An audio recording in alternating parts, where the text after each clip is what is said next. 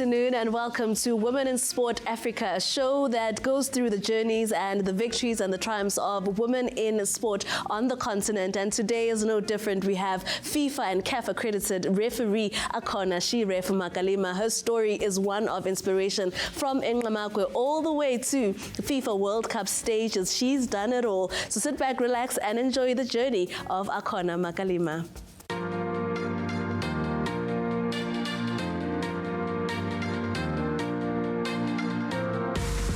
Affectionately known across stadiums, across the continents, across the world is Akhona Makalima. Molo sisunjani? I can be in my elements now. Let's go back, Akhona, and might I add that and I've told you this before, maybe you've forgotten, but I'll repeat it. You are one of the most disciplined people I know. And it'll become clear why. Let's start with the upbringing in Ngqamakwe, where you come from, and what home looked like when you were growing up. So I like the fact that you say I am disciplined, and I appreciate that a lot because I am. Yes. Yes, being raised by a grandfather. My grandfather was a priest. So we are the expectations are high. Yeah. So I'm coming from a home of that we really have good system, good values, good principles that we were raised by.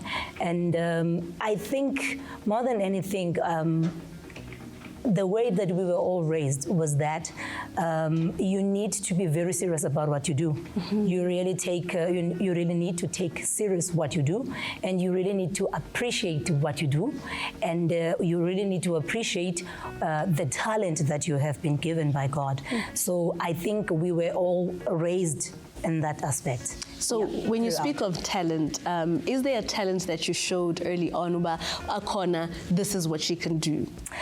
Yes, and I think it's very good that my grandfather really identified the talent very early. Mm-hmm. He also identified that I loved sports very early, and he supported that. And he identified very early that I love athletics, and he made it a point that he pushes me to the edge and he supports me to the edge. And also my brother, I think he also appreciated the fact that I enjoyed sports, and he constantly supported me in that. So yeah. So in primary school and high school, you were the athletic girl that's 100%. Playing. Which sports were you playing at the time? Because I was athletic and I was doing all kind, because I was an athlete, right? Running, you would be tested in almost all the sporting codes. Yes. I said the other time I played almost everything except netball. Uh-huh. So, you know that I'm coming from a rugby community. Mm-hmm. So in Ngqamakwe, where I come from, it's a rugby community. So I played rugby, I played baseball. Baseball was my first love before football. Okay. Yes, and I played volleyball, I played handball, played soccer, and yeah. So Tatomkhulu yena, is he the person that enforces the, okay, Akhona, now we're going back to school, sporting-wise, academically, how are you doing? Primary and high school. Primary, I was very sharp, mm-hmm. Okay? High school, I was a little bit misplaced because when you are good primary, parents have a tendency of thinking that you must do maths and physics. Mm-hmm. And apparently I was not very good at that. So I really struggled a lot. And but I was never like bad, but it was not my thing, maths and physics. Yes. So I feel like I should have been positioned elsewhere as opposed to go and do maths and physics. Maybe if I did history, maybe I was going to be very good. Yeah. But yeah, I was not that very sharp at maths. So that is why I wouldn't say that I was bad, but I was okay. So looking at refereeing as a career, at the time, you're obviously watching sport, if TV, are you watching with the eye of a referee, or is it's just I'm just watching soccer or rugby? So as I was saying, so primary school, I played football, I played rugby, but I don't remember seeing a referee. High school, I could say that there is somebody that is a referee, but it was never my thing. I didn't want to be a referee. Mm-hmm. Remember, I wanted to play until I played for the national team, okay? But when I was now in college, I could see that, first I saw Ace Nobo and Yonela Mahamba running the line, and I was like, I like this, but I don't want to run the line. I want to be the player. I want to be in the middle. Yes. Okay. So when I decided that I'm stopping to play football, immediately I knew that I wanted to be a referee. But refereeing was never my first love. Refereeing is not something that I've ever dreamed about. So you said immediately you knew that you want to be a referee, but what is it about the art of refereeing that attracted you? Okay. Because I'm a leader. I am born to lead, and I am decisive. I'm born to decide. And I think as you're speaking, it also, your confidence, Akhona, it shines through almost immediately. Do you attribute that back to home and your kind of upbringing? I am also coming from a home of leaders. My grandfather, I told you that he was a priest. Yes. So my grandfather was a leader. My grandmom was a principal. So my grandmother was a leader. And my mother was also a campus head. So my mother was a leader. My father was also a school principal. So it means I'm coming from a home of leaders, and therefore I am born to lead. I like that you say that, because you mentioned both your grandmother and your mother were in leadership positions, 100%. which a lot of young black girls, we're not exposed to. When we think of a leader, you think of a suit, a male figure. 100%. And would you say then that you seeing your mother and your grandmother in those positions, it gave you that thing of, oh, if Mama Noma Kulu can do it, so then surely I can do it too. 100%. And you know, my mom and my grandmother, they had two leadership styles. When you see my grandmother was more like an autocratic leader, but my mom was more like subtle, but you could never try her, you know? And you could see that she is more liberative also as a leader, okay? But what really I like from both of them, refereeing incorporates both leadership skills, and I'm just happy to have those as well. From Ngamakwe to the world is the story of Akhona Makalima, and we'll go in deeper to understand the early days of her being a female referee and what that looked like. It's the Women in Sport Africa. When we come back, we continue with She Ref.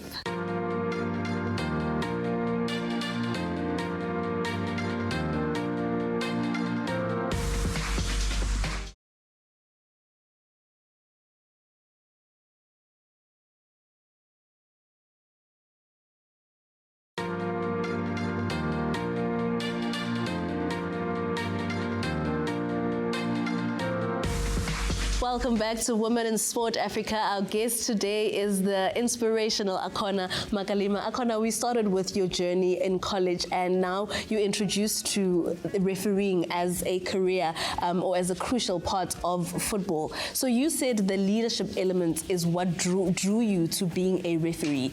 Now let's talk about the reception as you are stepping onto the pitch and it's your first game as a ref. Before we get there, actually, I want to understand what steps you took in order to get to referee a game. Okay, it was just simple to transition from being a player to be a referee, because at the time I've already decided that I am leaving football, because obviously at the time there were no your Hollywood bats, yes, for instance, bigger leagues. So if I wanted to make it big in sports, or I wanted to play for bigger clubs, I needed to move to Johannesburg, Cape Town, or maybe Johannesburg. So I knew that I'm not going to play for Banyana. So I decided that, you know what, I am stopping. So right when I was stopping football, luckily SAFA, they were looking to develop women referees. So I took that opportunity and I went through all the courses, all the trainings that they were giving, and I started immediately 2011. So as you starting your studies now into being a ref, of course I'm sure you're going to check, are there other female referees out there, and who are they and where are they? Yeah. So basically at the time I saw Yonela Mahamba, right? And she was an assistant. But I did not want to be an assistant, like I said earlier. So she was the only girl that I saw at the time. But I don't think I was motivated or inspired to look for other people, because at the time I only knew one, which was Yonela Mahamba. And then later on I got to see Deirdre, I got to see, I think it was Gladys Salengwe, but Gladys is from Zambia. Yeah. Yes. So finally then you see, okay. Then I saw that, okay, they are women. But I remember in the Eastern Cape at the time, we did not see any referees in the SAB league, in the ABC league. That time it was Vodacom. There were no women at that time. Only now when we start to go up, then I saw Utembisa Siacha. But Utembisa was also an assistant at the time. At the time? Yeah. So are you then inspired when you're not seeing these female referees, or was it a motivating factor to say, maybe then I can be the face of female referees? So I will tell you this, Lonwabo. Number one, I did not look at other people when I started. Right? Because I had always been playing football with the boys. I had always been doing a lot of things with the boys. So for me, I did not see it as if, by the way, here in refereeing there are no women. I only got to understand that, okay, now people are questioning a woman, simple because now I'm starting to be in the PSL. But growing up from the Vodacom League to the NFD, I did not think that it's something that I'm not supposed to do as a woman, or there should be other people that I can look up to. Yes, I was only looking up to Lwandile Mfiki. I was only looking up at Oprah Ace Nobo, and later on I got to see Dedre. Now she's Dedre Zealand. So, and also there were other like Abanu Mvula. Nomvula is also an assistant. But at the time in the Eastern Cape, we never had this thing. Yes. Yeah, it was not popular, let me put it like that. Not that they were not there. Could be that they were there, but it was just not in your face. Yeah.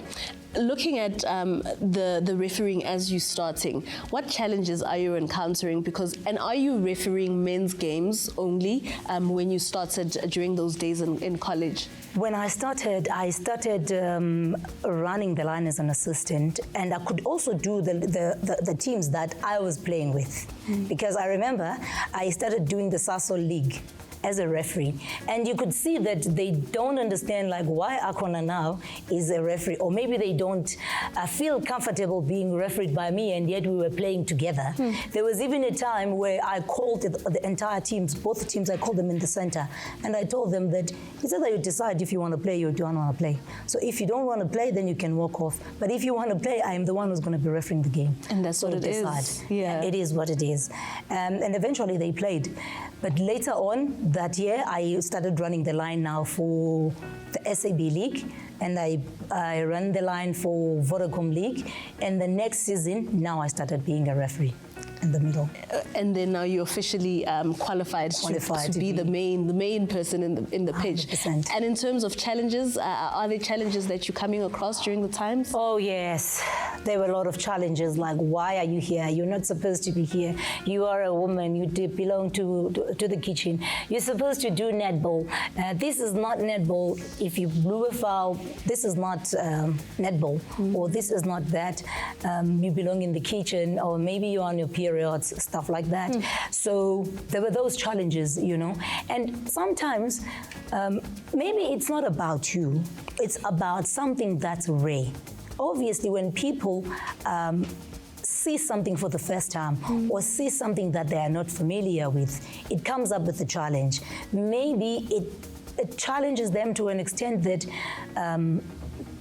they don't know how to behave. Yes. It's better they bash you. It's better when they question you, as opposed to be acceptive of what they are saying. Anything that is foreign, it poses question to people that are not used to it. So it's up to you to introduce yourself to the space, and don't take things personal, because remember, at the time when I started in Queenstown, there has never been a female referee in the middle. So I had to introduce myself to the system, and if I want to stay in that system, I needed to understand that sometimes I might not be accepted. Sure. An important point you're mentioning, that when something looks different, when something is new, sometimes the reception may be a little different, and that's what Akhona had to go through in her early days as a referee. But then the moment came when she got into what they call, or affectionately call, the Big Boy League, which is the Premier Soccer League. And after the break, we'll get to understand and know those days when Akhona became the first female referee in the PSL. Coming up after the break.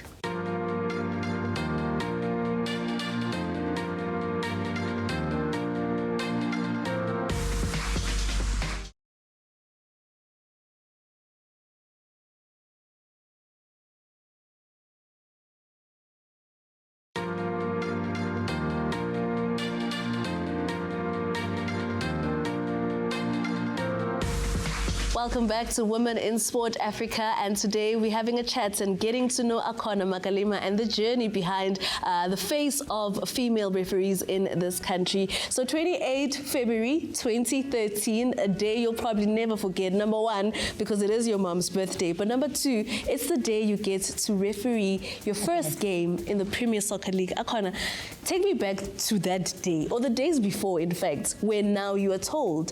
Who tells you that, Akhona, we're giving you your first game, and how do you then respond?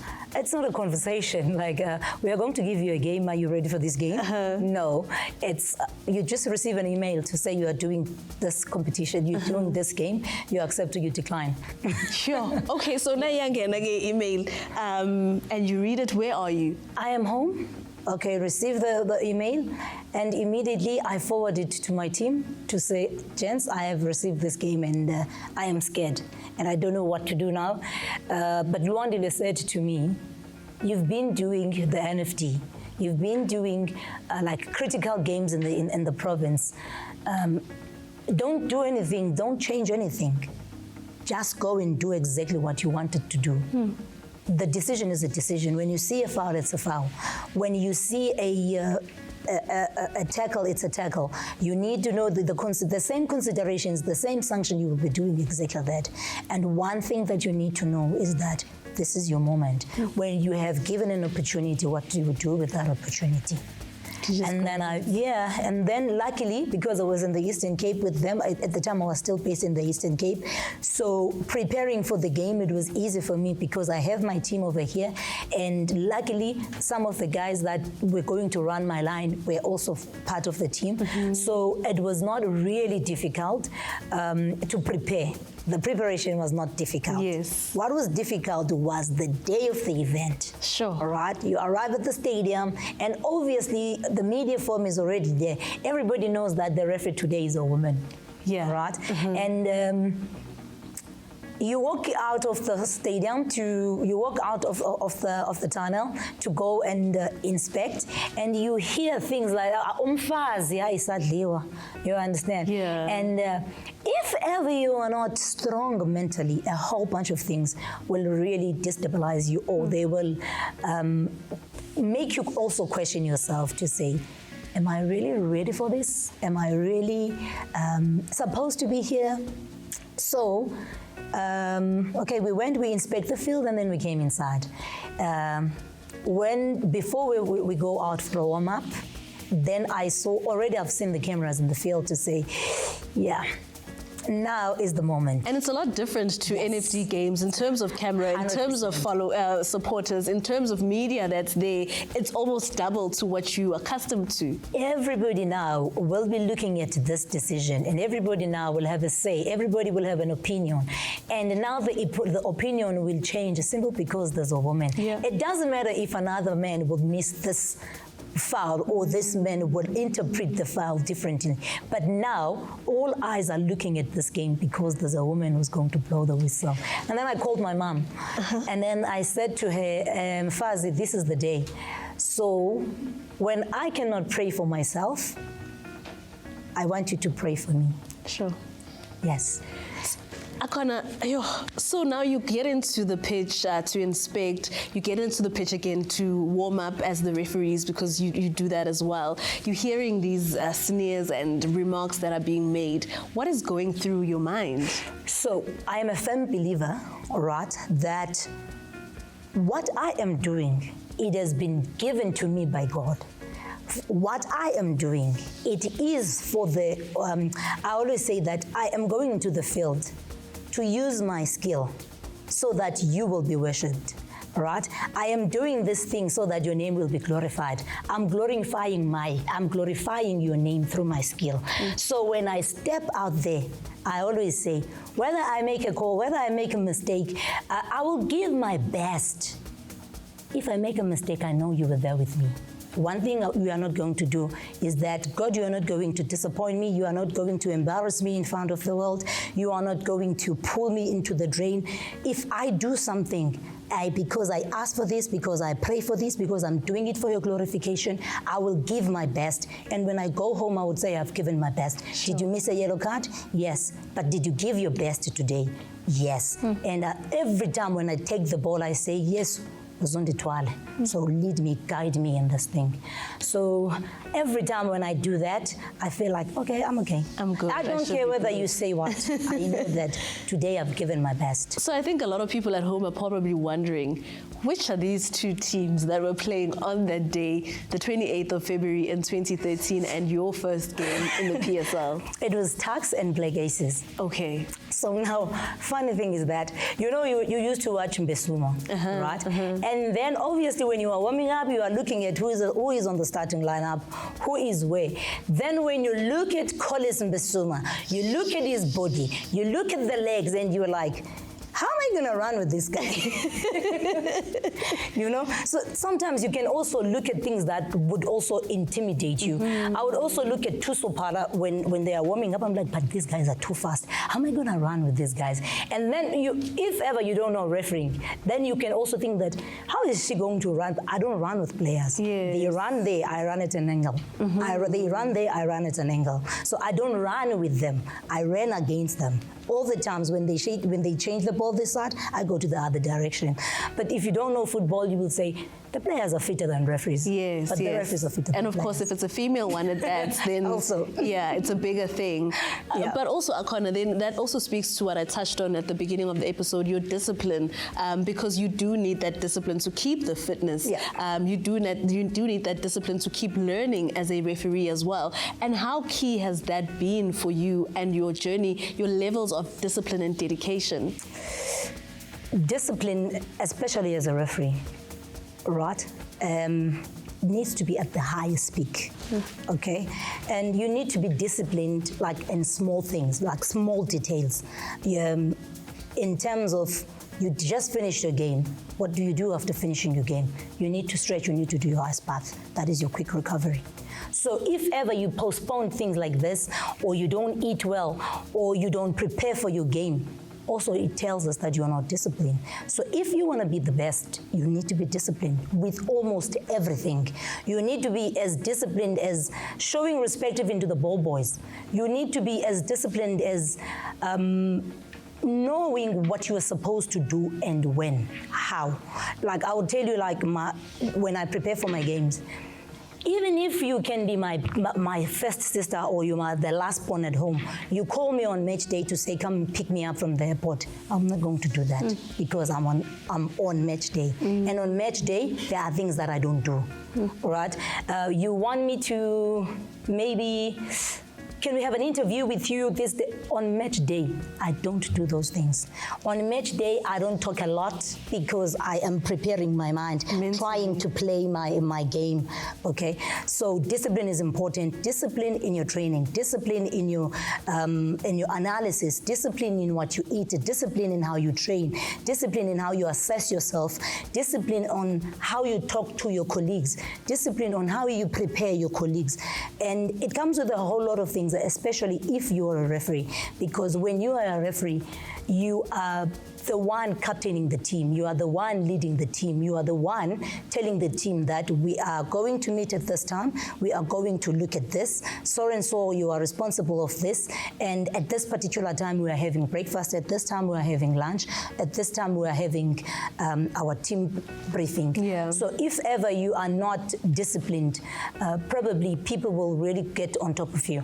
And also, especially if you are a woman in a male-dominated sport, if ever you are not disciplined and also you are not sharp, probably we would say, let's meet, or maybe you're also going to be scared of senior assistant referees, or you are going to be scared because they are male.